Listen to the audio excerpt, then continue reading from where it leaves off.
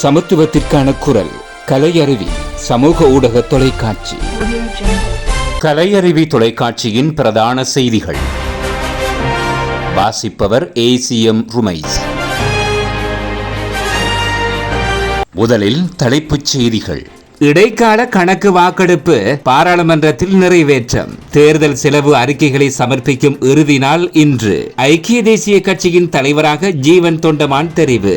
லொஹான் ரத்வத்த மீண்டும் கைது. அவை இன்றைய தலைப்புச் செய்திகள். இனி விரிவான செய்திகள்.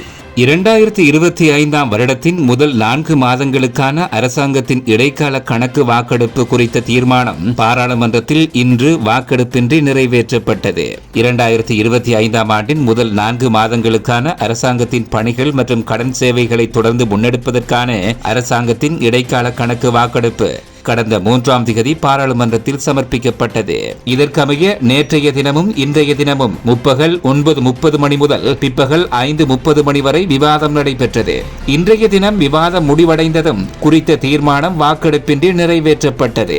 இதனைத் தொடர்ந்து பாராளுமன்றம் மீண்டும் டிசம்பர் 17ஆம் தேதி வரை ஒத்திவைக்கப்பட்டுள்ளதோடு அன்றைய தினம் முற்பகல் 9:30 மணிக்கு மீண்டும் கூட உள்ளதாக சபாநாயகர் அசோக ரன்வல பாராளுமன்றத்திற்கு அறிவித்திருந்தார். பாராளுமன்ற தேர்தல் செலவு அறிக்கைகளை வழங்குவதற்கான காலக்கெடு இன்று நள்ளிரவுடன் முடிவடைவதாக தேர்தல்கள் ஆணைக்குழுவின் தலைவர் RML ரத்நாயக்க தெரிவித்துள்ளார். ஊடகங்களுக்கு விசேட அறிக்கை ஒன்றை விடுத்துள்ள அவர், தேர்தலில் போட்டியிட்ட வேட்பாளர்களில் 1985 பேர் மாத்திரமே இதுவரையில் உரிய அறிக்கைகளை சமர்ப்பித்துள்ளனர். அத்துடன் தேசிய பட்டியலில் உள்ளடக்கப்பட்டுள்ள 527 வேட்பாளர்களில் 57 பேர் மாத்திரமே அறிக்கைகளை வழங்கியுள்ளதாக தேர்தல்கள் ஆணைக்குழுவின் தலைவர் மேலும் தெரிவித்துள்ளார். பாராளுமன்றத்திற்கான ஐக்கிய தேசிய கட்சியின் தலைவராக இன்றைய தினம் ஜீவன் தொண்டமான் தெரிவு செய்யப்பட்டுள்ளார். நடைபெற்று முடிந்த 2024 பாராளுமன்ற தேர்தலில் இலங்கை தொழிலாளர் காங்கிரஸ் நுவரெலியா மாவட்டத்தில் ஐக்கிய தேசிய கட்சியின் யானை சின்னத்தின் கீழ் போட்டியிட்டு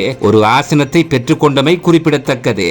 இதில் 46,438 அதிகூடிய விருப்பு வாக்குகளை பெற்ற இலங்கை தொழிலாளர் காங்கிரசின் பொதுச் செயலாளர் ஜீவன் தொண்டமான் அவர்கள் நுவரெலியா மாவட்ட பாராளுமன்ற உறுப்பினராக தெரிவு செய்யப்பட்டிருந்தார்.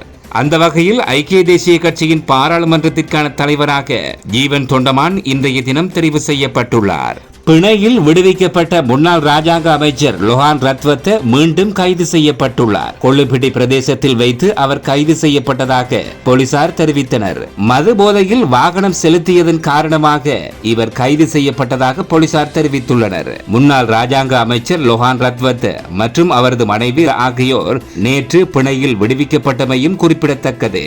2025 ஆண்டு ஜனவரி 1ஆம் தேதி முதல் 12 வயதுக்குட்பட்ட சிறுவர்களை விளம்பரங்களில் பயன்படுத்துவதை தடை செய்ய நடவடிக்கை எடுக்கப்படும் என சுகாதார மற்றும் வெகுஜன ஊடக பிரதி அமைச்சர் ஹசங்க விஜயமுனி தெரிவித்துள்ளார். அதற்கான வர்த்தமானி அறிவிப்பை அமல்படுத்துவதற்கான அனைத்து ஏற்பாடுகளும் செய்யப்பட்டுள்ளதாக இன்று பாராளுமன்றத்தில் உரையாற்றிய பிரதி அமைச்சர் தெரிவித்துள்ளார்.